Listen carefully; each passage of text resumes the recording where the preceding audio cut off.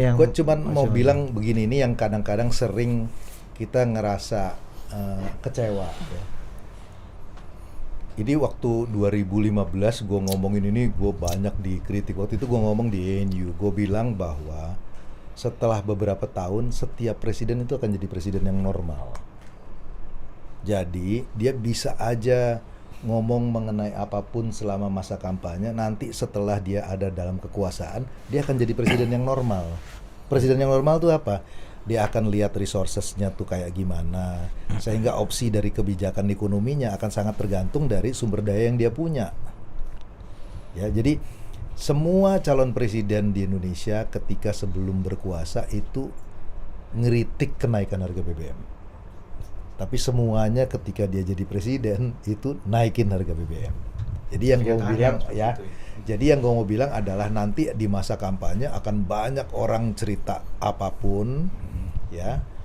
Nah, tetapi nanti ketika berkuasa mereka akan menjadi realistis dan rasional dan sangat pragmatis. Ini yang kemudian kadang-kadang voters itu jadi kecewa karena ekspektasinya itu akan tinggi jadi hero gitu loh.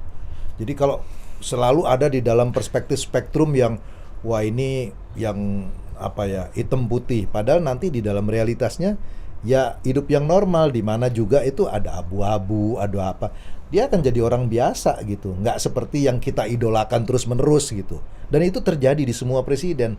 Jadi misalnya semua presiden ketika masuk dia akan bilang tidak akan ada transaksi politik.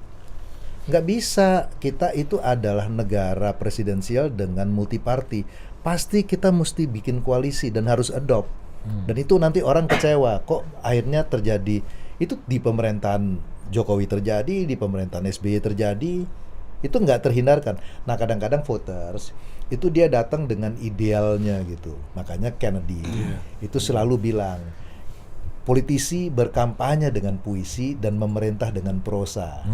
Jadi ketika dia udah di dalam kekuasaan, ya esai bukan puisi lagi gitu. Nah ini orang kadang-kadang ekspektasinya tinggi, dia kecewa. Kok dia bilang kok presidennya berubah? Enggak. Presiden setelah beberapa tahun akan jadi presiden yang normal. Karena dia harus jaga keseimbangan politiknya, dia harus pragmatis di dalam kebijakan ekonominya. Gitu. Berarti ya. Dan kalau di kampanye lu normal lu nggak kepilih.